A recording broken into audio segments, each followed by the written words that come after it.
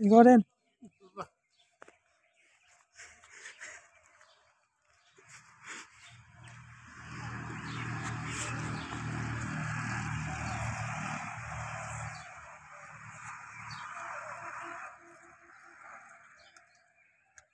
একজন কৃষক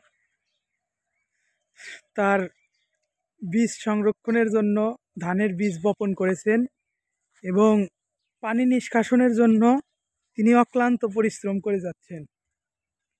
তো এখানে ড্রেনেজ সিস্টেম করা হয়েছে, অতিরিক্ত পানি জমানোর কারণে সেগুলো নিষ্কাশন করা হচ্ছে। তো সামনে ইরি ধান বোনা হবে, তো সেই বীজই বপন করা হয়েছে।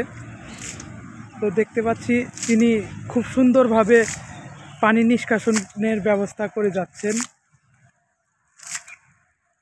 তাদের জন্যই আমরা ফসল পাব, সেই প্রত্যাশায় তারা ধানের বীজ বপনের সুন্দর প্রস্তুতি নিচ্ছে।